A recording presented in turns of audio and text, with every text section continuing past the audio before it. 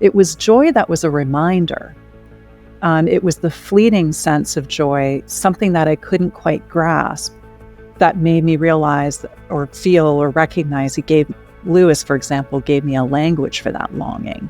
C.S. Lewis to me is passé, I guess, except for his writing style. I'll continue to read him because I want to be able to write like that. But to me, that's the only reason he's relevant today. Hello and welcome to Unbelievable, the show that aims to get Christians and non-Christians thinking about topics that matter to all of us. I'm Ruth Jackson and today we are discussing C.S. Lewis. On November the 22nd, 1963, Clive Staples Lewis, or Jack as he was known to many of his friends, died in Oxford, England. His death was somewhat overshadowed by the assassination of US President John F. Kennedy on the same day. But today we want to take some time to reflect on C.S. Lewis's life and ask the question, 60 years after his death, is C.S. Lewis still relevant? And I'm delighted to be joined today by Dan Barker and Carolyn Webber. Dan Barker is a former Christian, pastor turned atheist, who's co-president of the Freedom from Religion Foundation. Dan is an accomplished musician and author of numerous books, including God, the Most Unpleasant Character in All Fiction, that he's actually spoken about on Unbelievable. So do check out that episode because it's brilliant.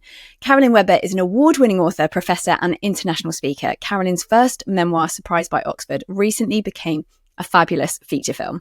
And both the book and the film tell her story of coming to faith from scepticism, a journey that in so many ways mirrors C.S. Lewis's own.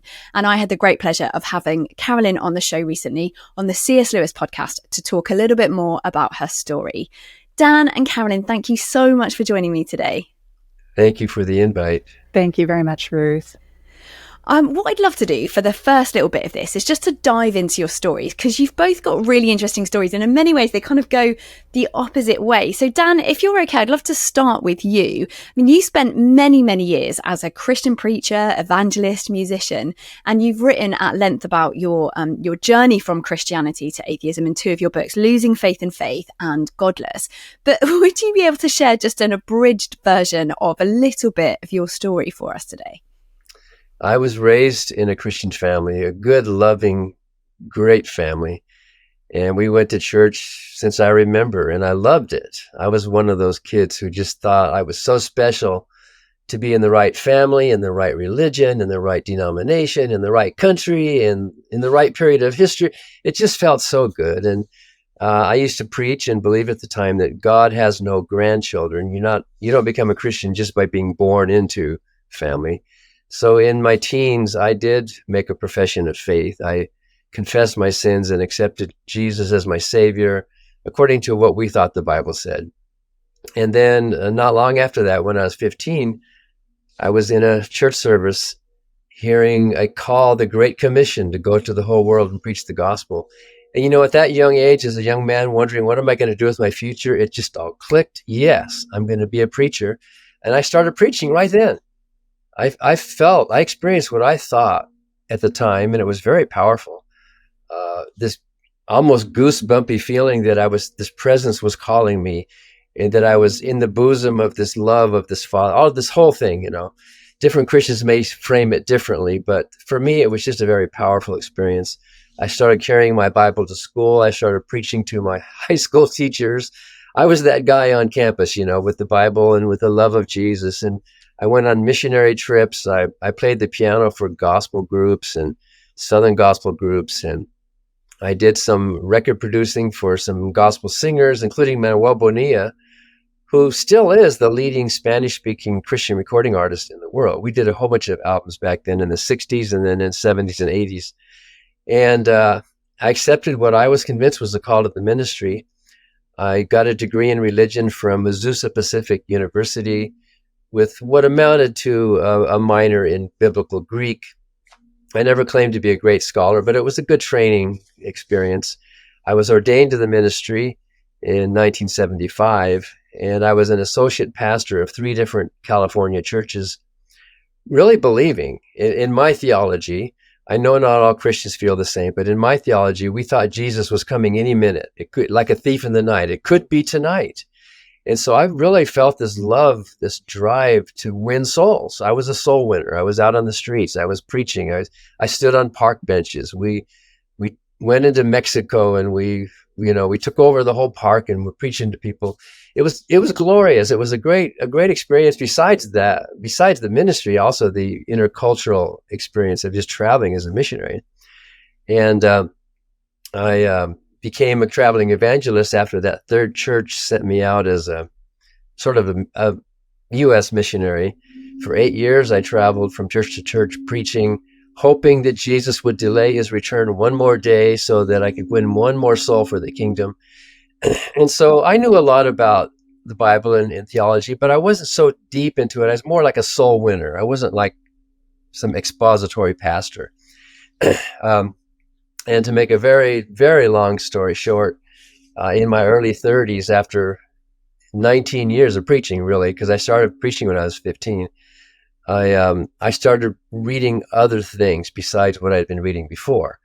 And, before, as you say, I had read C.S. Lewis, some of his books, of course, back then, which made a powerful impact on me as a Christian at the time. But I went through a period of reevaluation, and part of that was due to the fact that the musicals that I had published as a Christian songwriter, one of them was a best-selling musical by Manna Music, and I worked also with Word Records. And then I also wrote some Bible school curriculums for a group called Gospel Light Publications, which was for like Vacation Bible School. I got invitations to preach and perform, not just by the extreme right-wing born-again fundamentalist churches that I was a part of. I was getting invited by a broader cross-section of Christianity than I was used to. So I came into contact with pastors from across this whole spectrum, learning there is no one Christianity. There's probably as many Christianities as there are Christians. There's all these different groups, and they're all splits off of something else, and they all are very confident about what they believe. And I met a whole bunch of those pastors, more conservative, more moderate types, more liberal types, and many of them had performed my musicals, and they were more interested in that than in our theology. I remember one pastor told me that he had some members of his church who did not think Adam and Eve were real people. And I thought, what? And you let them be members? How can you do that? Either the Bible is truth or it isn't. It's either true or it's a lie. And if these people disbelieve God, how can they be Christians? That's how I was thinking back then, in that simplistic, absolutistic, black and white binary thinking that a lot of fundamentalists have. Not all Christians are like that. We know that. There are many more subtle, more broader types of Christians. But for me to move from here, you don't just start over here and then one day wake up and go, oh, silly me, there's no God. Ha, ha, ha, ha. It took a process of 4 or 5 years of meeting people, talking with people, thinking, praying, reading the Bible, and gradually my theology migrated not to atheism, but to a different type of Christianity, if you know what I mean. Most of my process happened within Christianity. It wasn't like anger at God or bitterness. I loved my Christian life. And as I moved a little bit more and more and more this way, I finally realized, it's like drawing this line of what's essential and what isn't, and different denominations have this big long list of what is essential belief.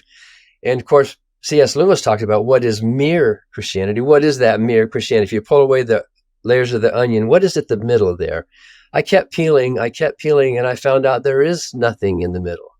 I learned at the end that what I was preaching is simply not true on historical grounds, on textual grounds, on scientific grounds, on moral grounds as well, what the Bible teaches. And I learned that there really is no coherent definition of a God. Everybody seems to think to know what that thing is, but there's no coherent definition. There's no agreement among believers about the nature of this God or his moral principles. There's no good evidence for this God. Yeah, there's evidence, but is it good evidence? There's no good argument for a God. And in the 140 debates I've done since that time, I still haven't heard a good argument for a God. There's a lot of arguments that might resonate with a believer, but if you're outside and you're hearing those arguments, they don't carry the same weight. So, and then there's no good reply to the problem of suffering, or what used to be called the problem of evil. And of course, books like the Bible and other religious texts turn out to be not very reliable, and in fact, sometimes internally contradictory. They become like a moral grab bag, and all these different denominations can pick which one they want. Which is not to say that Christians are bad people. Most of them have good motives, and I think most Christians really are basically good, decent people. Most of them, except for the extreme nutcases, And then finally, I learned that there's no real need to believe in a God. I learned that there are millions, in this country, tens of millions of good people who live happy, moral, productive, meaningful, joyful lives without believing in this being or supernatural world. And there's nothing to be gained from it unless you're afraid of hell, which is kind of silly when you think about it. What kind of a moral philosophy is based on a threat, a threat of hell? And unless you're really afraid of heaven and hell, missing that. Or if your life is so dry that you need some kind of cosmic love to give your life meaning in some way. And most of the atheists I know don't feel that need. So there's no real need for that belief anyway, which is not really an argument against God, but it's a good argument for not needing to take it too seriously. So at the end of that period of time, and I'm making this long story really, really short, I realized, hey, what does that make me? I didn't even know what that made me until later. I thought, well, I guess if you're not a theist, you're an atheist. And so that's what I became at the time. And since then, I have to say, like many of my I know there's at least 1,200 members of the Clergy Project who used to be clergy who are now atheists and agnostics, that life is much, much better as a non-believer. And there's good reasons why. Dan, there's a line in your book, Godless, where you say the motivation that drove me into the pulpit is the same one that drove me out. I was a minister because I wanted to know and speak the truth, and I'm an atheist for the same reason. Yeah. Carolyn, what do you think? Have you got anything you'd want to say to Dan's story? And I guess it was seeking truth that drew Dan away. Obviously, we'll hear a little bit more about your story because it was kind of the opposite. It was your seeking truth that drew you to Christianity. But what are your kind of initial thoughts as you heard Dan speak just there? I really appreciate you sharing that, Dan. It was really, really interesting and really articulate and really courageous, too, to share that in a sense, because we so often, I think, feel that we're stepping into Christian presumptions and things as well. And also for you to evaluate where you were at from that time of being very young too. I guess one of my first questions would be then, you said that, folks then that feel that their lives are now better without faith or without God. I wondered if you could speak a little more to that. What would have replaced that? Or do you believe there needs to be a replacement? Or what would be the purpose then that would be substituted there or attractive in its place, or why they felt it was better? Well, if you learn that it's not true, it's similar to having an illness. You're carrying something with you that's not true. And would you ask, what would you replace your illness with? I mean, you wouldn't ask that. You'd just be glad that it's gone, right? And then you can go on and live your life. But morally, of course, it's much superior to base moral judgments on actual harm, intention and harm in the real world, rather than on the orders or the dictates of something supernatural. It's very dangerous to base your life and your moral structure on some teachings of the so-called ancient holy book.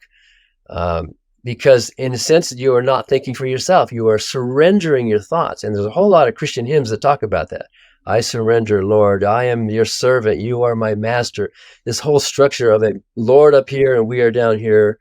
If you look at the postures of prayer, they are the same postures of slavery. The hands are shackled, the head is bowed, the knees are bent, and you're showing how little you are before this great Lord who's going to do all your thinking for you. That's dangerous. And most of us non-believers think life is much more navigable using the simple tools of reason and kindness and common sense. And in my case, a moral philosophy based on what I call the harm principle, which is kind of like utilitarianism, but not really. In any event, acting with the intention of minimizing harm, that's a clear principle. Whereas the moral principles of the Bible are not clear. You take any issue of the day, take any moral issue that we're struggling with right now. It could be birth control or abortion rights, or it could be the war, it could be gun control, it could be the environment. I mean, there's 100 things you could name. you will find good, devout, beautiful Christian people on both sides of those issues. And they will use their Bible and their theology to justify it. You know that. There are Catholics for choice and there are Catholics against it. So the Bible itself and the teachings of Christianity turn out not to be a good, specific moral guide. It's much more clear to use reason with the intention of minimizing real harm in the real world, which is something measurable. That's much better and much clearer. It doesn't mean you're always going to solve the problems right, but at least we have a good moral compass.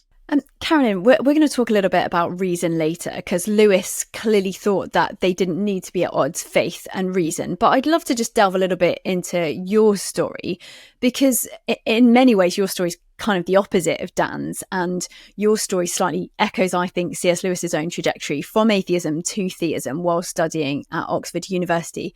Like Dan, you've sort of written about your journey in a book, in Surprised by Oxford. But again, would you mind just giving us a little brief summary of some of your story, and I guess, some of the reasons that sort of led you to Christianity, because you were also, as we said, pursuing the truth in the way that Dan was. Mm-hmm. Mm-hmm. I think we're both truth seekers in that sense, and very opposite story in a way. I mean, I came from a very loving home too, but broken as well. I mean, I don't think those two are antithetical either. But when I was about 7 or 8, my father was a self-made man. I came from immigrant background, and he had lost his business and had been very affluent and ended up having a mental breakdown as a result. And my mother was raising us as a single mom. So my father was in and out of our lives. I was kind of from a mid-sized town in Canada, not particularly well off and middle class. And but as my mom struggled to raise us, we were, of course, more poor in a sense. And eventually my father came in and out of our lives in volatile ways. My mom was very loving and very artistic and very intelligent, as was my dad in his own ways too. But she drank heavily in order to, I think, deal with the things that she was dealing with. And I probably would have drank more. So I was helping to raise my sibling and participate financially supporting our family. There was a lot of financial duress. And to make a long story short on my end, I had sort of been exposed perhaps to a loose Catholicism, European Catholicism as a child from my grandparents. I was very close to my grandmother. But attended things in Mass in Latin, didn't really understand. My mom would have been probably loosely Catholic with some guidelines there, but really by the time I was entering into my teens, I didn't have any kind of religious framework at all. I'm a perfect example of somebody who went through the public school system without really cracking open a Bible. Reading the Bible as I needed to. I won scholarships and things like that throughout the way. To pursue literary studies, and had to read it as I needed to understand allusions and things. But I didn't really, I really believed in self-sufficiency and personal responsibility and pulling oneself up by their bootstraps and making my own way. And I certainly wasn't going to believe in the crux of religion or believe in an eternal father when your earthly one is not dependable. And yet I wouldn't have defined myself as atheist. I by my teens, I defined myself basically as agnostic because I couldn't disprove God either. So I wasn't quite sure which way. And I was probably, in a sense, a fence sitter, although to some degree I had just really never been asked the question who Jesus was. For me, I would say, and even who God was, I would say also a great example, particularly of sort of our mainstream society, of somebody whose idea of Jesus was a big-haired TV evangelist who took your money. I made fun of people exactly like yourself in your childhood. I thought things like end times and that were ridiculous, and spiritual warfare is not really pleasant in Canadian conversation. And there wasn't really any reason to land there. And what had happened is I knew C.S. Lewis as a child through the Narnia Chronicles. I hadn't really known him in any other way, shape, or form. But as I arrived at Oxford University on a Commonwealth scholarship for my graduate work, I was studying world religions for my MPhil at the time, and various theologies around the world as they were dovetailing into the 19th century and into British and European Romanticism. And I was really interested in progress of the soul theories. And so I was reading widely in that sense, but I began to meet Christians, and I met Christians from all over the world at Oxford in ways that I didn't anticipate. I had people start to ask me these questions. I'd always been very busy surviving, working hard and multiple jobs and keeping my grades up and that sort of thing. And I never actually had been asked thoroughly and thoughtfully who God was to me. And I started to examine that. And as I did, I was drawn more and more towards Christianity.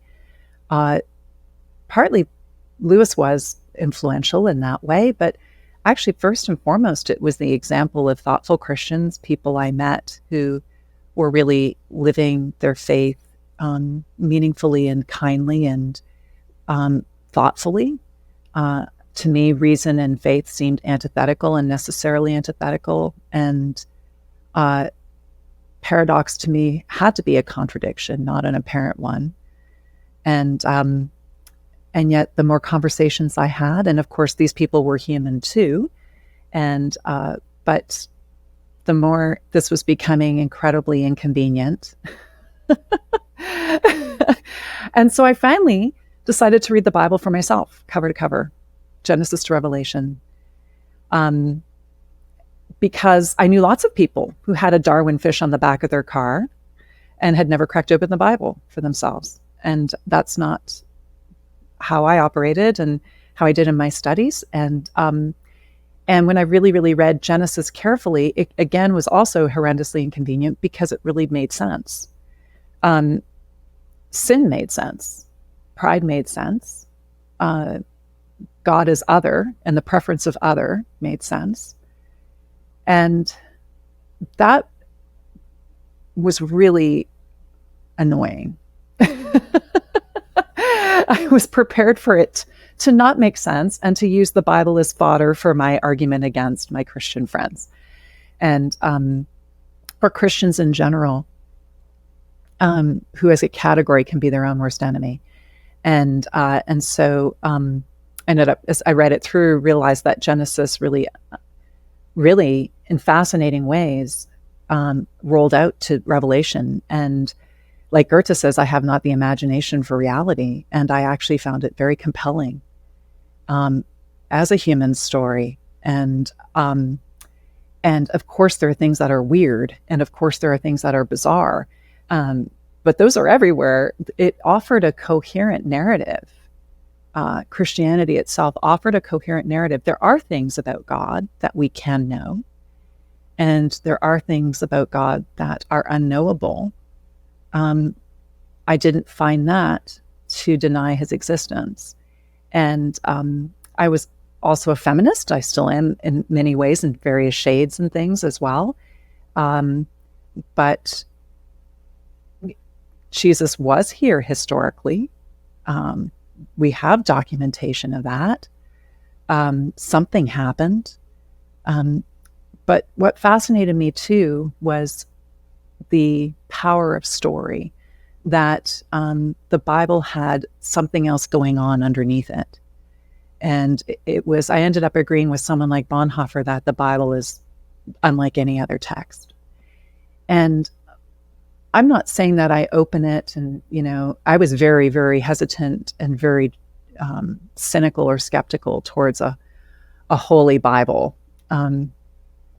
But there was something else that was happening in the reading, and I really began to understand and seek to understand further how we are humanetical thinkers, how we are looking for various levels of truth beneath things that either the surface is the surface and there's nothing else beneath it or above, or there is. And there might be multiple things happening at the same time, some of which we can see, some of which we cannot. And I couldn't deny the more I read the Bible as a lover of reading, the more I realized was going on in my own heart and in my own mind, but also that both made sense and also invited beyond that. And so I eventually became a Christian a few years later. So for me, I became a Christian as a result of what I read too. Be very careful what we read. I want to dive a little bit more into, the title of your autobiography, Surprised by Oxford, and in some ways that kind of the synergy with this was surprised by joy and sort of Lewis's search for joy, but also the fact that you were in many ways a reluctant convert in the way that Lewis was. And Dan, I'd also love to hear your response, but we are going to have to go to a little quick break here. I'm here with Dan Barker and Carolyn Webber, and we would love to hear your thoughts as well about C.S. Lewis. Do drop us an email, unbelievable@premier.org.uk, or get in touch via social media at UnbelievableFE for X, formerly known as Twitter, or Premier Unbelievable on Facebook. And we'll be back in just a moment to carry on this discussion. Historians don't argue that something that happened only once in all of history is the most probable occurrence because somebody said it happened. Unless there's an incredible evidence. The incredible evidence is that Paul said Not just so? that. Not just that. Where was the expectation of a Messiah rising again from the dead? Tell me that. How many ancient Christian writings do we have by somebody who says in those writings that he saw Jesus? No. No, this is my turn. Let me finish. Let me finish my point. I'm answering your question. You weren't answering the question. You asked me my question. Okay. And I'll I'm let you answering finish. it. All right, let's let Bart finish. That was the exciting part when we arm wrestle.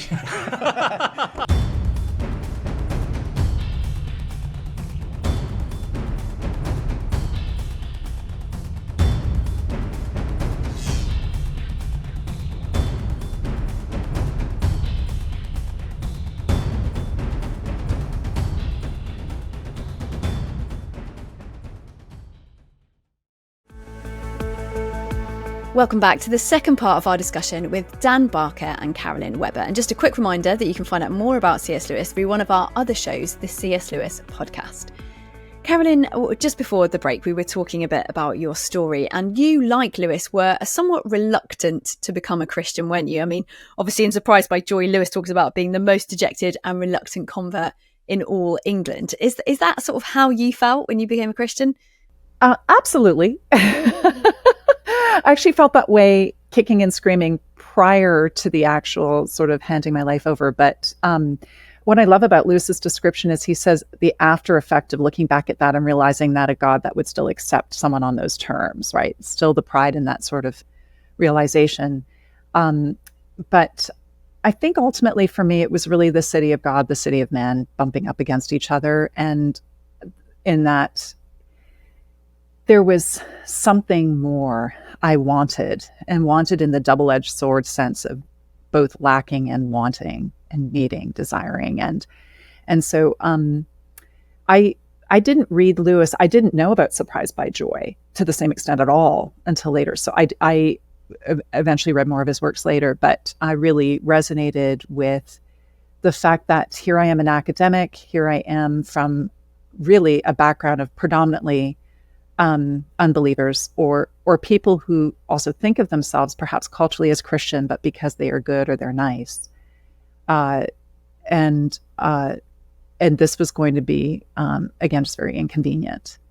And so I think that's more of where my sort of kicking and screaming came from. But there was also an element of help me in my unbelief. And even that was in the Bible. I mean, what I was amazed by is there's something for everyone in the Bible, every single facet of ourselves, as well as different people. So within and without. And that was one of the lowliest of prayers. And I still got to this point, much like Sheldon Vannock, and I had read A Severe Mercy and had been struck by that. That was actually my first introduction to Lewis, and out of the Narnia Chronicles, older, and where he talked about not being able eventually for him being able to reject who Jesus was. It was more of a falling back than a leaping forward. And I think that's really, in a sense, the place that I was at. And I wouldn't have described it as very comfortable. And I guess the other sort of clear mirroring of some of Lewis's story was that sort of the search for joy, which is what he calls it. And you say in Surprised by Oxford, your book, joy is the Christian's secret weapon. No one else has it in such abundance. And I guess in many ways that kind of mimics a lot of what Lewis says in his works. So in The Great Divorce, he says, "Here is joy that cannot be shaken." In Surprised by Joy, he says, "I sometimes wonder whether all pleasures are not substitutes for joy." So you kind of see this reoccurring theme of searching for joy. But was that something that was true in your story as well, Carolyn? Well, I think it was the longing, and that, I did see a joy in Christians, and it was different than happiness, right? Which is circumstantial, and it was different than pleasure, which, is weird or gross. So there is a sense in which, or physical, it was, when he talked about all joy reminds, there was this way in which, because he borrowed that title from Wordsworth, and I was, a romanticist at the time. That was my area of study. And Surprised by Joy is a poem by Wordsworth in which actually he experiences joy in the face of great grief, in the face of loss. He's experienced something beautiful for a moment, or deeply that creates this longing in himself, and he turns to share it with somebody and realizes that tomb is empty and it will always be empty. And I think for Lewis to evoke that title is really interesting, because it not only that sense of something that we have lost and yet we are longing for, pointing us to something else, all those desires pointing to a greater desire, but also that even something like grief or loss, pain, suffering, an empty tomb would be a source for something in which we are actually both painfully and joyfully feeling, and that there was something longing, we all long for, that I felt to be really common to the human condition, what it meant to be human, and that I felt to myself as well. Dan, just before we delve specifically into some of Lewis's thoughts and ideas, is there anything that you sort of initially would want to respond to, or thoughts you have about Carolyn's story? Well, she mentioned early on at Oxford that she met some Christians who were living out their faith. And I think I understand what she's saying, because I would have said it the same way. I guess she means things like kindness and compassion and charity and goodness, those kinds of things, very positive things. And I think many, or maybe most Christians are like that. But I don't think that is quantitatively or even qualitatively different or better from the values and the joy and the experiences that non-believers have. And I know that from personal experience. If joy is your measure, then what's life all about? Is life just being about joy? In my case, joy was not the measure. I mean, joy is great. We all want to be joyful. We all want to have that. In fact, I just wrote a song for the Godless Gospel group called Joy to the World. There is no God, no heaven or hell. And it's true joy. It's real joy. And if you listen to that concert, you'll feel it. I mean, the music, it just makes you. So I'm not denying that Christians like Carolyn feel that joy, and it's wonderful. And I used to feel it and preach it too. But it's not different. It's not better. It's not more lofty. It's not more special than the joy and the compassion and the feelings that we non-believers or Hindus or Muslims or Native American spiritualists all feel. If you look at most of the religions, they all talk about love and joy and peace, right? Like, wow, that's so special. But they all say it. Like they're offering the world something really special. Our religion talks about peace and love and joy. Well, great. We all love that. But I don't think it makes any difference. I don't think the joy that Carolyn is experiencing, as real as it is, and I'm not knocking it because it's meaningful to you, it's not better. It's not more powerful. It's not more meaningful. It's not more sublime than the joy that comes from being in touch with reason. And for me, joy is not the measure. Truth is the measure. Whether it's true or not is the main question. And it seems fascinating to me, and this is I've been thinking about this for years, that two smart people like me and Carolyn, and you too, Ruth, you're probably the smartest of the three, but probably we can both pick up the same Bible and read it with an open, honest, searching heart. Really, we can do that. What does it say? What does it mean to me? And if we're not allowed to do that, then what good is the book, right? I mean, it's supposed to be this word of God to the human race. And so I should be able to pick it up and read it.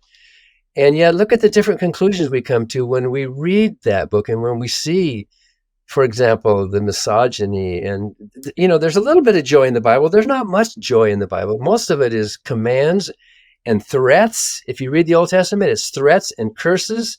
The covenant that God made with his chosen people has, maybe 10 verses of here's the blessings that I'm going to give you. But if you don't follow my orders, there's like 3 times as many curses and pestilences and plagues visited upon your children and your children to the next generation. It's a very brutal, bombastic, jealous, dictatorial type of a structure. When I read it, that's what I see. And it's amazing that Carolyn would read it and not see that. And so what does that tell us? That's telling us something about our disposition, isn't it? It's telling us about what we are bringing to it as we read it. And I've debated a number of Christians, good people, who read the Bible and they don't actually see the brutality. Because in their minds, it's not there. It's love and it's joy. And it's the peace that passes understanding that Jesus, that's what they see because that's what they're bringing to it. So, joy is great, and I don't think Christian joy is any better or any more special than the joy that many of the rest of us have in this life. And if that were the measure, then we come out even. It just comes out flat, doesn't it? Carolyn, how would you respond to that sense which Dan says that joy is not the measure, truth is? Because for you, truth was really important, actually, truth wasn't was the measure for me. I actually didn't feel joy reading the Bible. And I didn't say that I was moved by Christians' joy. That's not actually, I was moved by or intrigued by something they had or some way that they lived that was different. So it was most, actually, I would have to say agape or love. And what I mean by that is not the empty bumper sticker kind of love that, we just throw around the empty word, but, and not the fair weather love where I love you when I'm in the mood, but a commandment to love. And that's why I eventually became a follower of Christ, who is and a follower of the New Testament in a sense, which of course builds on the Old, but is an atonement and redemption of the Old. So there's that commandment to love and to love others as I love myself was actually really what spoke to me the most. And not that we do that perfectly. It was joy that was a reminder. It was the fleeting sense of joy, something that I couldn't quite grasp, that made me realize or feel or recognize. Lewis, for example, gave me a language for that longing. But that was not the compulsion of the Bible, nor of Christians, the primary one at all. That was an internal gauge of a remembrance of something that I had not yet experienced, but had a sense that it was there or towards which I was moving, or that was compelling in the sense of being reminded rather than instructed. But love is where the line is in the sand. And I guess Lewis as well, for him, truth was a really important part of it, particularly if, in some ways the account of him kneeling on the floor, the most reluctant and dejected convert in all England is that he's sort of believing despite wanting to. He's, it's truth as a over and above what he wants to be true. It's sort of true despite his longing for it. And he says this in Mere Christianity: my faith is based on reason. The battle is between my faith and reason on one side and my emotion and imagination on the other. Dan, I'd love to know what you think of that he believes that his faith is based on reason. And I get the sense that you might perhaps pit faith and reason against each other in a way that C.S. Lewis doesn't. He thinks that the two go together, that his faith is actually informed by his rational decisions. Well, I used to preach that my faith was based on reason, but it's not. Faith is not reasonable. You can have faith in anything you want as long as you admit it. But if you use words like truth, what do you mean by that? What does the word truth even mean? And to me, and I think to many many philosophers and others, truth is simply the degree with which a statement corresponds with reality.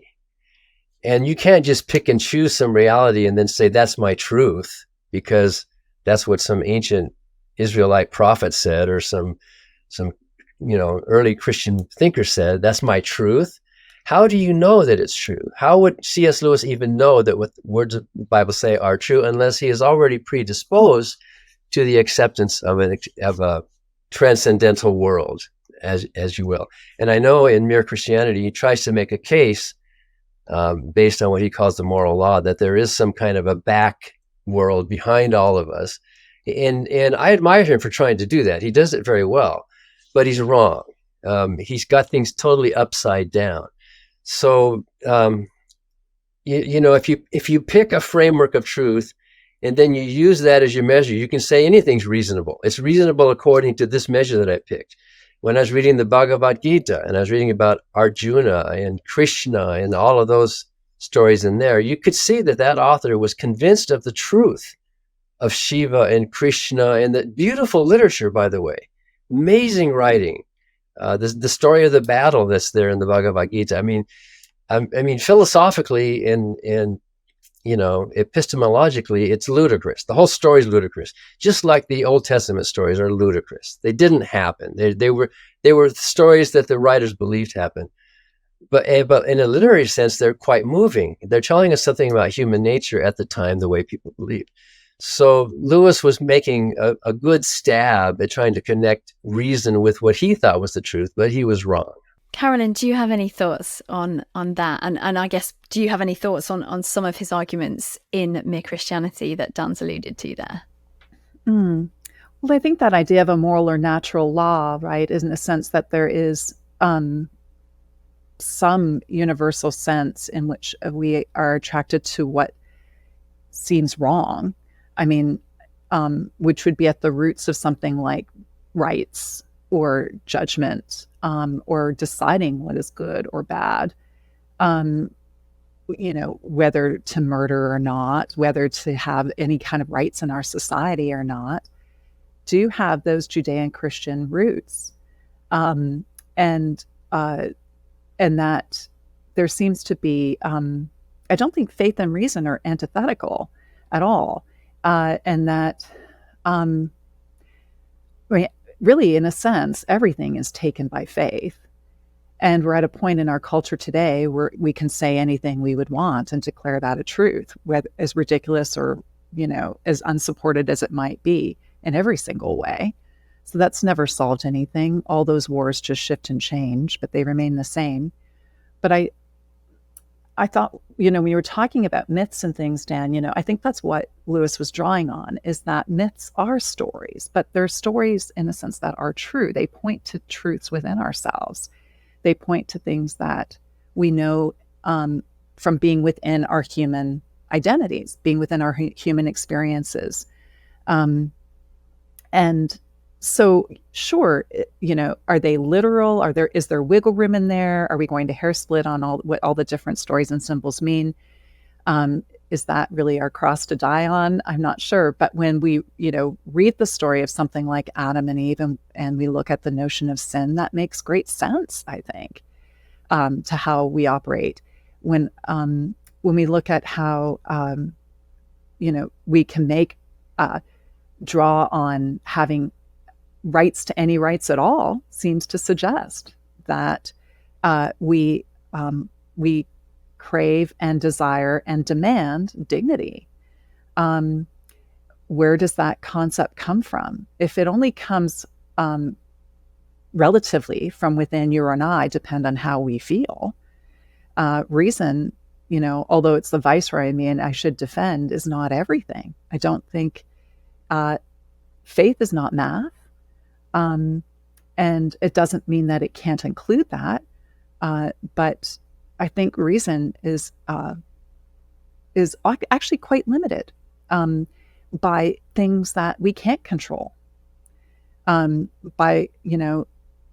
It's as limited as your cough. If you are feeling well or whatnot, right, then it'll function. But there's also things in which we have to have faith and reason too. Dan, I'd love to hear your response to Carolyn, but also just to throw in another C.S. Lewis quote, which is quite a famous quote that's often quoted from Mere Christianity, that my argument against God was that the universe seemed so cruel and unjust. But how had I got this idea of just and unjust?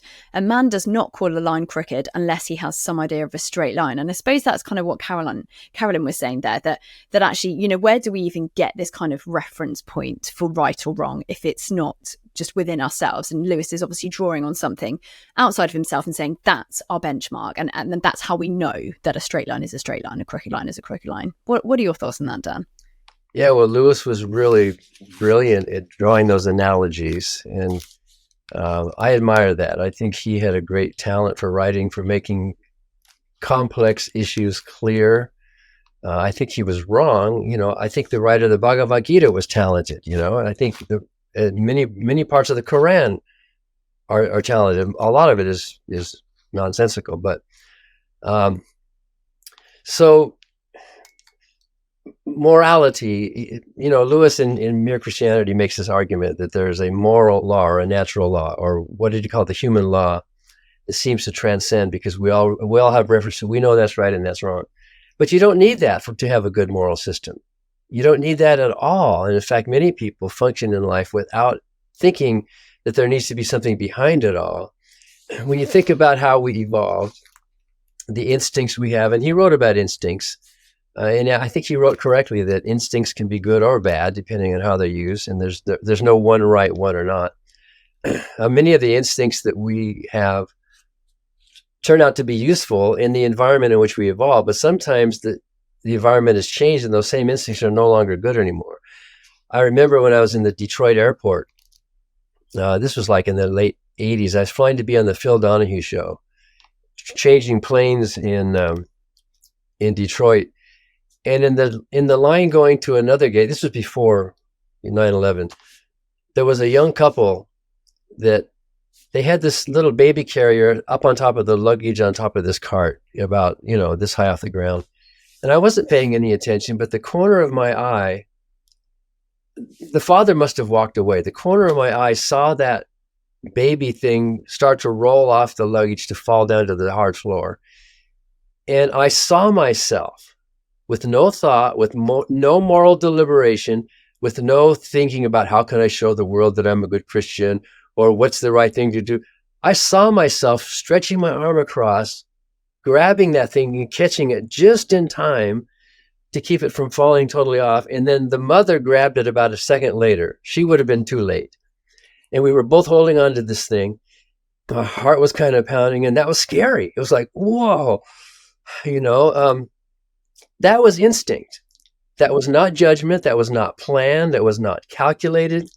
And I think it's because our ancestors, who were less likely to keep babies from falling, were less likely to pass that genetic information down to us.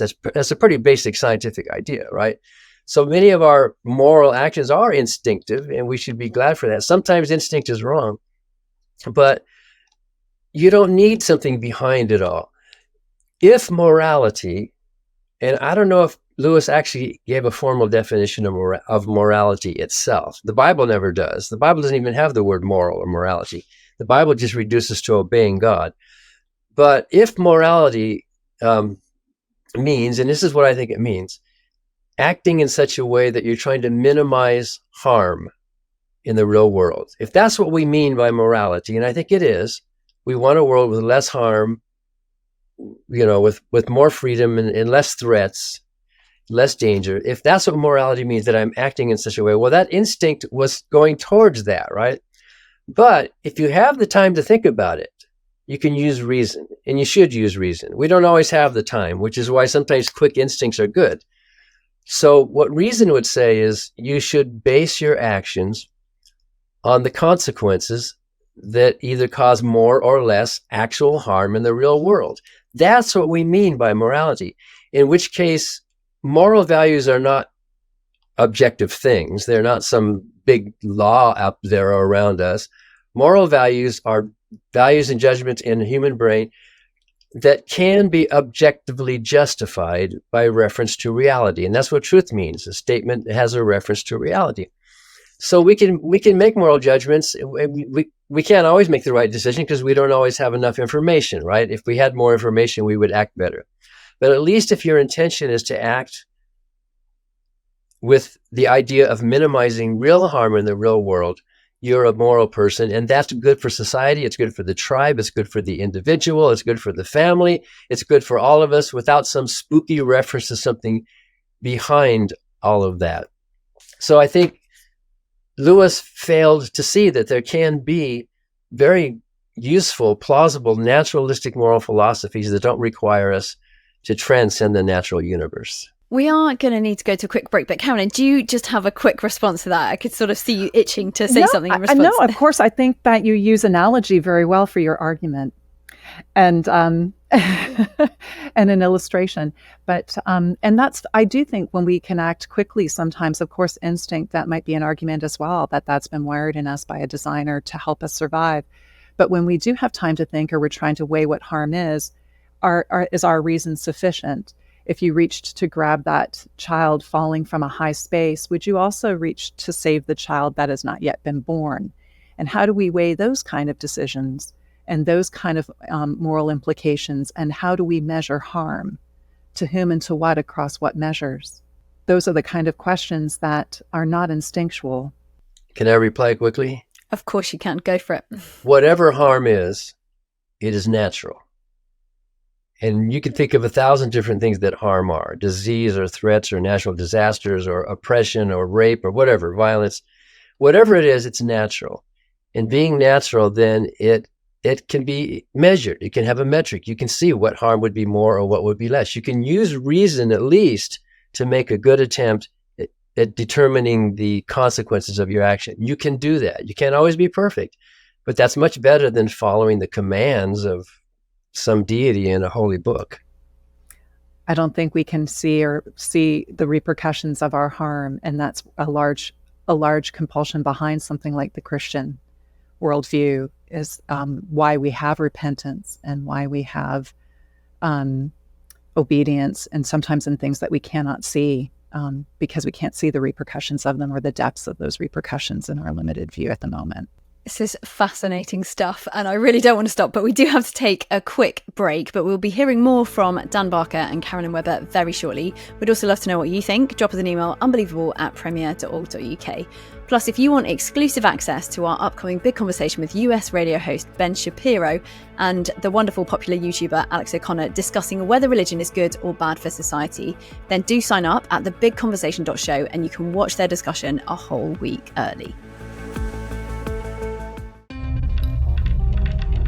Pretty much universally, social science suggests that many of the institutions that we hold dear, that shape us, that provide us social support, a huge amount of this used to happen anyway inside of these traditional religious structures, and there really has been nothing to replace it. It's amazing how quickly ostensible deontologists transform before our very eyes into utilitarians on this question. We're talking about what the self is here. I mean, atheists believe in the self. Everybody believes in the self. Well, no, that's not. I mean, that I find difficult to believe. Why would an atheist believe in the self? The self is a series of non-deciding mechanisms. The arguments against God are fairly compelling, and I think the arguments against atheism are fairly compelling. The difference is that most people who believe in God have expressed doubts, and a lot of people who are atheists tend to be more religious in this way than many of the people who are God believers. If people listening agree with me that free will in fact doesn't exist, and simultaneously agree with you that free will is somehow necessary for the upkeep of civilization, then I would simply ask them to consider who's relying on the delusion here. This show does seem to have an extraordinary capacity for putting me face to face with people that I've been talking smack about online, so thanks again.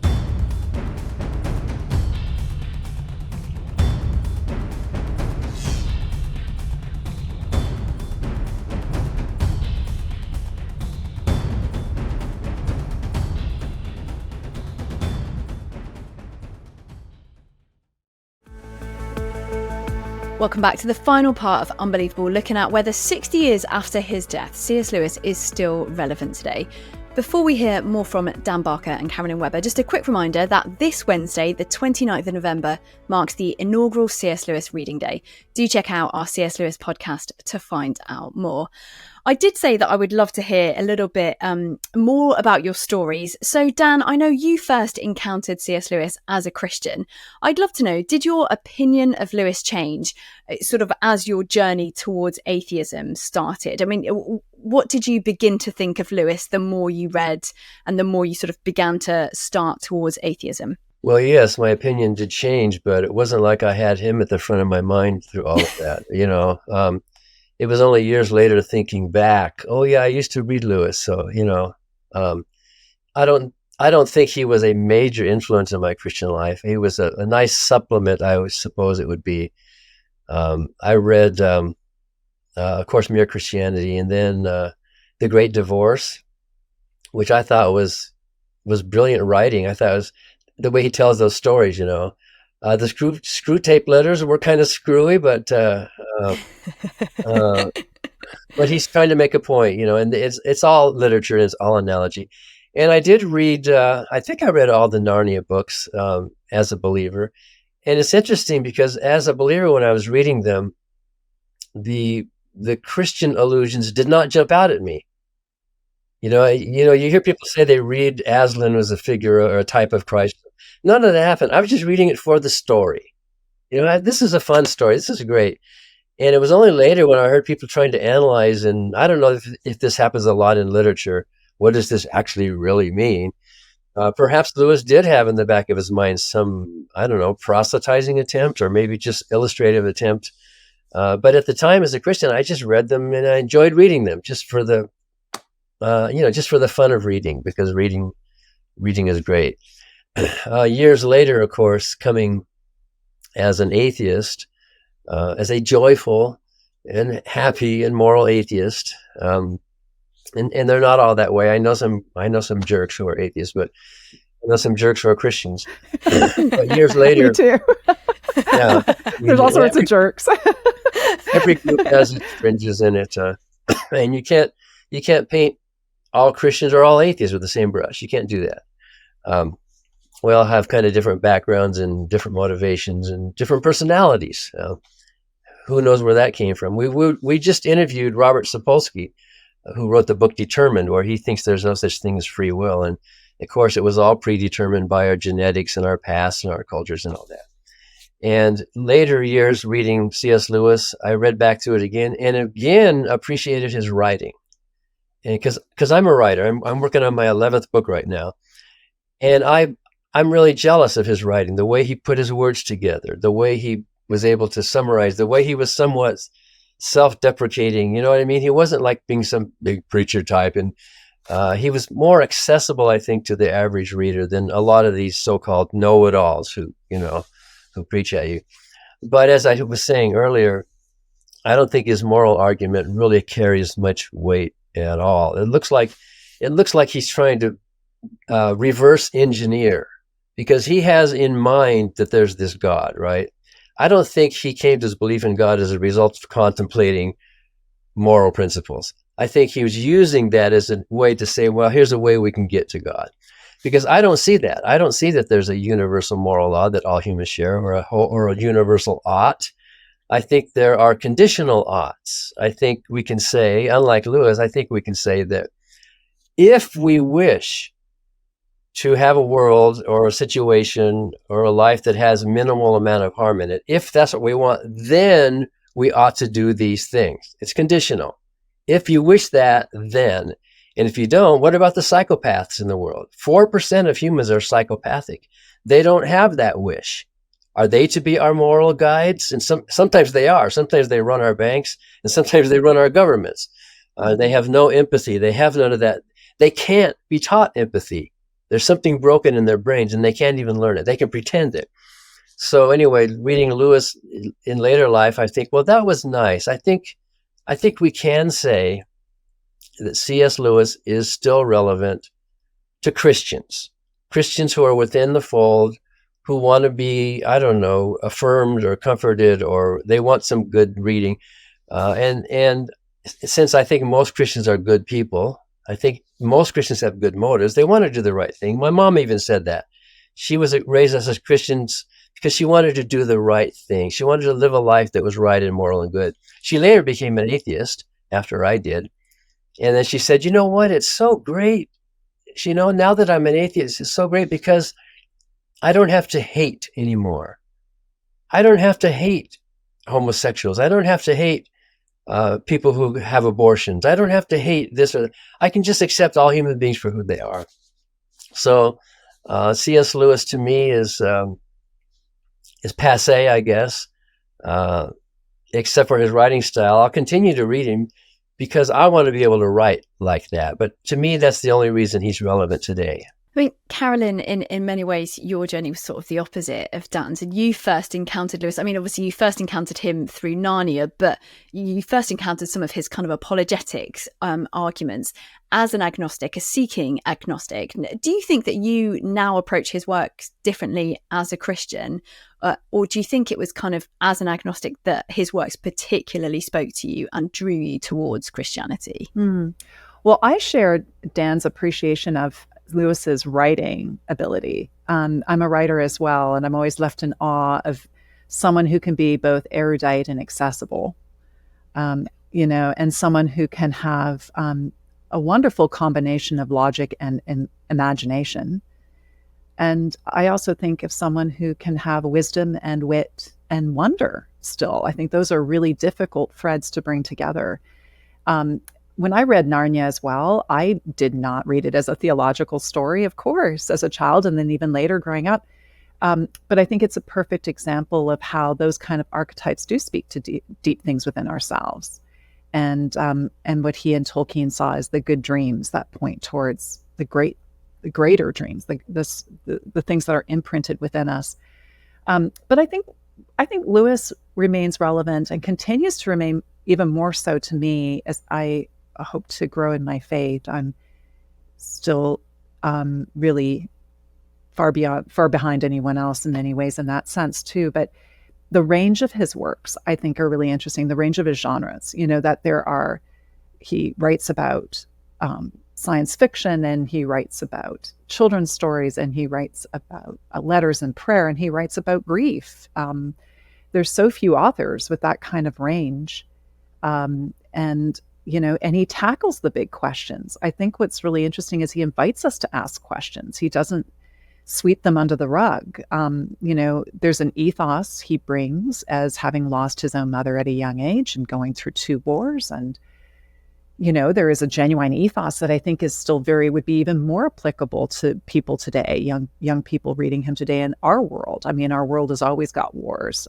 Those never change. But what we're facing in our own world right now, I think he brings a great ethos to that. But what I have appreciated about him even more so as I continue to read him, and by no means is he perfect, no author is, but he does encourage us to ask questions, and the big questions and the difficult ones, like what kind of solace is faith in the face of grief, and yet still looking at those questions. But I think what's really probably for me most compelling about a writer like Lewis that will always remain relevant is he gets me to think about the questions God is asking of me, is asking of us. So that we're asking questions all the time, but we're also being asked questions. And I'm not saying that this is from a big booming cosmic voice, but I'm saying that, within ourselves, that very first question in Genesis, where are you? It's not that God went missing, it's we did. What do you want? What do you want? And the blind man asks to see, and the disciples ask to follow, and he says, I'll show you. They follow him, and he shows them the way. Who do you say I am? Who do you say I am? And being truthful with yourself. It's not about the person to the left or your right. It's you. Who do you say I am?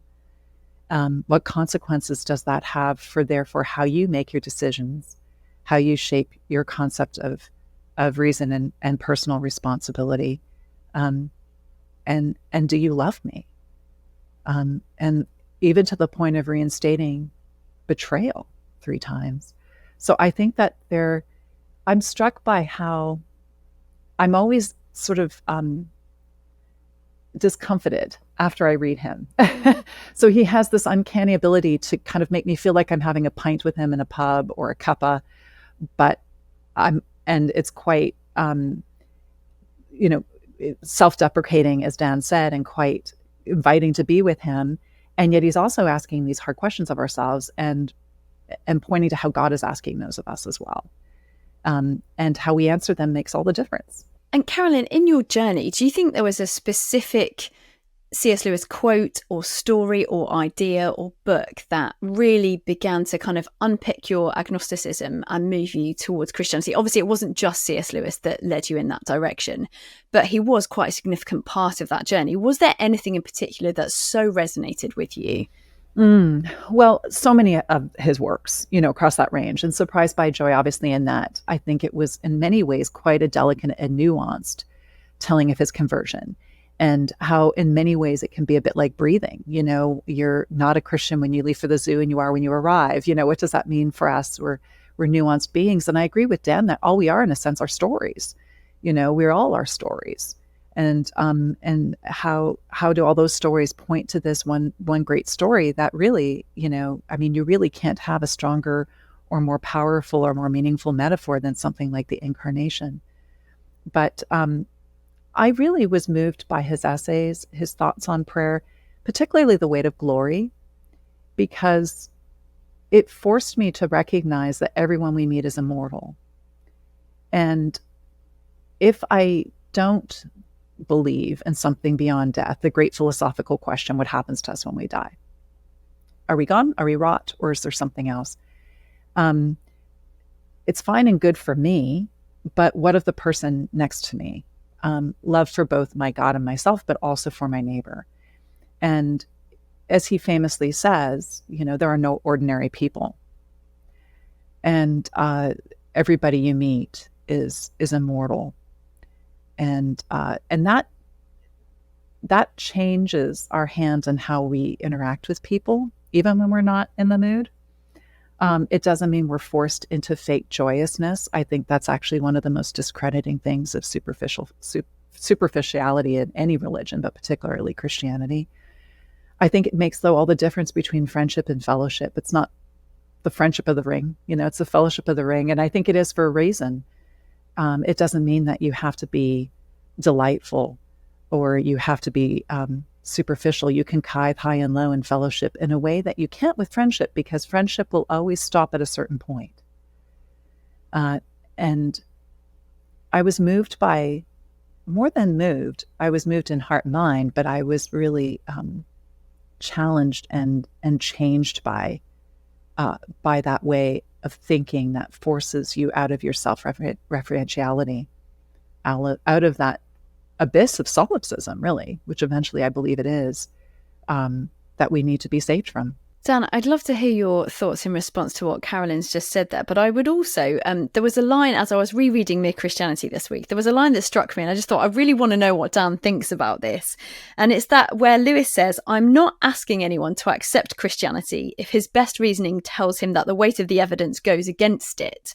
That's not at the point at which faith comes in. Obviously, we've spoken a little bit about faith and reason, but I think I was particularly struck by him talking about the fact that he doesn't want anyone to believe in Christianity if the weight of evidence goes against it. And obviously, that's kind of your experience, that you thought that evidence went against it and therefore you left Christianity. I mean, presumably what Lewis says there is incredibly relevant for you. Well, yes, the weight of the evidence does go against Christianity. I mean, that, to me, that's very clear, and to a lot of people, and to a lot of former ministers that I know and former believers that I know, and even former non-believers. My wife is a third-generation non-religious person, and I can't think of anyone more kind, generous, moral, giving than her as a lifelong atheist.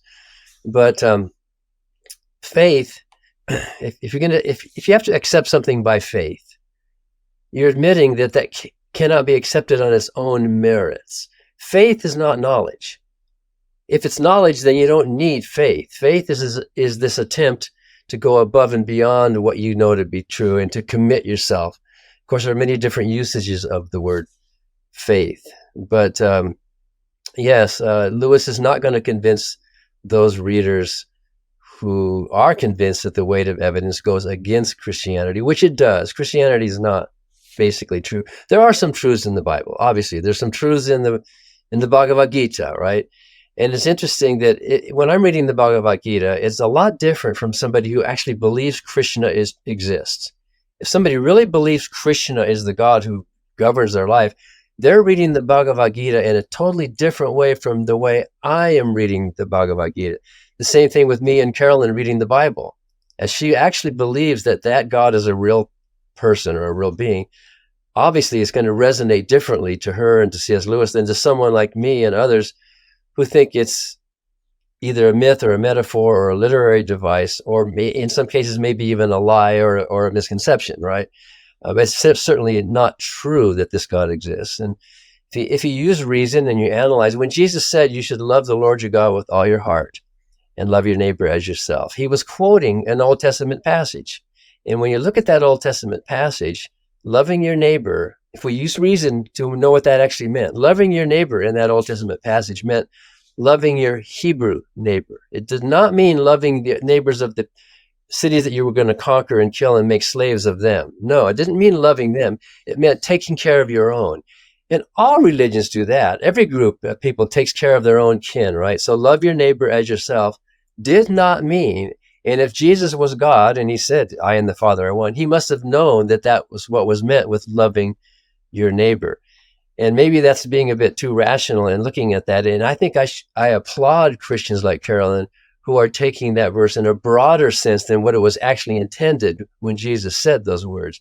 So using reason, there's much to criticize about the Bible, but just using our basic human love and appreciation for each other as human beings, I think we can be charitable and attribute that our motives, all of our motives here are good. We want what is good. We want what is right. We want what is truthful and joyful.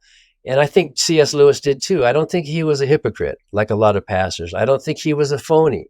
I think he truly believed that this magical supernatural being existed and was governing our lives. And so within that context, I have to say I appreciate his writing. And Carolyn, so obviously for Lewis, he did believe that there was evidence for Christianity, and that was your experience. You sort of thought there was evidence for your Christianity. I mean, is that one of the reasons why you would say that Lewis is still relevant today, not just for Christians, as Dan says, but also for a much wider audience? Yes, I mean, he's not just a pebble in a random pond, you know. I mean, there's billions of people worldwide that believe in a God or in something beyond themselves, but also almost 3 billion that would identify themselves as Christian or following a Christian God. And that's not an ad populum argument, but it is a point to say that, you know, there is, it's fairly arrogant to dismiss everyone in that bucket, you know, as being deluded or wrong, perhaps. I mean, when you think about it, there's, very, very famous people in that line, and there's a long Christian tradition, and I think Lewis talked about that. You know, that these other people he had been reading, you know, we can look from, you know, Chesterton and MacDonald and Herbert and whatnot up to, you know, gosh, Mother Teresa and Martin Luther King. I mean, my goodness, that there is, you know, a strong intellectual background to this thinking faith, to this believing wisely. But I think the example of the Good Samaritan, which was one of Jesus's own teachings, shows how he was defining neighbor. And I don't think it was limited to just the Hebrew. And the book of Acts makes it very clear that this is something for everyone. This is new wineskins. And so those old myths, they both point to the truth, and they debunk the untruth. I think very clearly, and so I would beg to disagree that Christianity is wrong or irrelevant. Dan, do you have any final thoughts on C.S. Lewis as we come to the end of this podcast? I think I pretty much have said it all. You know, I'm no expert. I haven't read everything.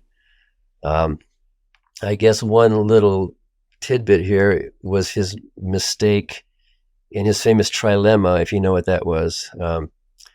And you hear people like Josh McDowell repeat that. And Lewis wasn't the first to say it, I don't think. But when you're considering Jesus, what was he like? He was either a liar or a lunatic or a Lord. And those aren't the same words that Lewis used. But basically, that's the idea. A man like that, was he a lunatic? He could have been. Was he a liar? He could have been, right? Was he a Lord? He could have been. But he's ignoring others. It's not just three choices. And in my book, Godless, I point out that there's another L, and that's the word legend. If Jesus was a legend, whether he existed or not, and he may have, there is a probability that Jesus did exist as a real person. And there are good reasons to question that. But putting that aside, assuming that he did exist, the New Testament very likely could have been, as has happened many times in history, written by people who took that core story and then exaggerated it. And you can see the footprints of legendary growth, even just in the resurrection story, for example. The earliest ones are very simple. The earliest one by Paul, and then by Mark, and then by Matthew. And as you go through the first century, those stories get bigger and bigger and grander and greater. And when you get to John, you have this huge, big story. Well, if you put them in order, you can see that there's a legendary growth in the telling of the story as the time passes. And so the picture that emerges in the New Testament may have been based on a real person, but there's a very high likelihood that cartoon character in the New Testament was really the result of legendary embellishments. So it's not limited to just liar, lunatic, or Lord. It could have also just been a legendary, or even some people believe, mythical story. Dan, just quickly on that. I mean, one of the reasons he sort of uses that trilemma is to debunk the idea that Jesus was just a moral teacher. I guess he's obviously had lots of people say, I don't believe this, this, and this, but I do believe that Jesus was just a good moral teacher. I mean, would you say that he is able to just be a good moral teacher? He was not a good moral teacher. He said a couple of good things. It would be surprising if he did not. But much of his advice was really what we would not call moral. He talked about, he showed how compassionate he was by saying that there are some slaves that you should not beat as hard as other slaves. He talked about, he said there are some men who should make themselves into eunuchs for the kingdom of heaven's sake. And some early Christian believers took a knife to themselves as a result of that verse, and they turned themselves into eunuchs because they were believing Jesus. He said you should pluck out body parts. He said you should hate, if you want to be my disciple, you should hate your mother and your father. He talked about a lake of fire where there would be torment. So there were some good teachings in there. In the New Testament, test all things and prove all things and hold fast to that which is good. I think that's a good teaching. But on balance, I think any one of us could have come up with a better moral system than Jesus did. He reflected the times that he lived in, right? And if you buy into this whole idea of this powerful, controlling, curse-hurling God who's going to punish you if you don't worship on the Sabbath, or if you worship idols, or if you intermarry with somebody of the wrong religion, if you buy into that, then you think, well, Jesus came to save us from all of that. Well, then you think he's a good moral teacher. But on balance, if you look at how relevant his moral teachings were to the world we live in today, there's not that much there. And certainly there's nothing there that any of us couldn't have come up with on our own with just a little bit of thinking. Carolyn, I don't know whether you've got any thoughts about that, and also any final thoughts about C.S. Lewis and why you think he is relevant. But just quickly, before you answer all of that, I just wondered, the final lines of Mere Christianity, I just wondered what your response was to them. It says, look for yourself and you'll find in the long run only hatred, loneliness, despair, rage, ruin and decay. But look for Christ and you will find him, and with him, everything else thrown in. I just wondered whether that was your experience, Carolyn, of becoming a Christian. Yes, it was, and it continues to be. That certainly there are difficult things in the Bible, and difficult things even spoken by Jesus himself, if we take those recordings. And yet, I think, as Lewis says at Mere Christian at some point, there are, and he says this in The Weight of Glory, there are very difficult things, and actually sometimes examining the things that are most terrible and most frightening lead us to the greatest insights, as he discusses when he starts to think about glory. There is actually a lot of historical support for Jesus having been here. Lee Strobel's Case for Christ is fairly convicting, but we have more support for his life than we do for something like than we do for the Odyssey, which we teach in all of our freshman courses. So there's actually quite a bit of historical support. But I think what was so radical about Jesus is, yes, a lot of those stories he teaches in parable. And that doesn't mean that they can't appeal to faith, but I think it means that they're not limited, that they can't appeal to reason, but they're not limited to reason. And parable allows for interpretation, and and he was using those parables based on his life at the time, of course, and the audience and how they would have appealed. But they speak of things that are very still relevant to us today. And so is he saying to pluck out your eye? If we are going to talk about literalisms, is he saying to cut off your hand if it offends you? I don't know. Perhaps me as a trained reader, I tend not to believe that that's what he's asserting. I tend to think that it would be within the power of story that he came not as a theologian, but as a storyteller, as Madeleine L'Engle says. And that's how we glean the truth and the morality from those stories. But what he is saying is radical. He's not political. He's not advocating any nationality. He's not advocating anything, even to Caesar. And he's operating in this space that's incredibly unique and liminal. And he calls us to answer for our own hearts. And that's a really, that's a question that lays one open. And his teachings do look at, grace is not fair. Grace trumps karma. I think if we operated according to karma, we'd all be in trouble. But the stories of the wage being, paid unfair wages, all those kind of things, they point to really how incredible something like grace is. And the fact that I agree with Lewis that if we really were to take the promises at their word and the glory and the gifts that we are promised, we wouldn't be able to bear the weight of them, let alone on our own backs, let alone for our neighbor. Thank you so much, both of you. I'm afraid that is all we've got time for today, but I would love to hear what everyone else thinks. Obviously, Carolyn thinks Lewis still is relevant. Dan, not so much, perhaps for Christians within their sort of Christian world, but definitely not for non-Christians. But thank you so much, Dan Barker and Carolyn Webber. It's been an absolute pleasure. And we do hope that you have enjoyed the discussion. We'd love to hear your thoughts in response to Dan and Carolyn. And do check out our weekly C.S. Lewis podcast with Professor Alistair McGrath. You can visit premierunbelievable.com, where you can also find more details about the inaugural C.S. Lewis Reading Day on Wednesday, the 29th of November. Thank you for listening to Unbelievable with me, Ruth Jackson, and see you next time.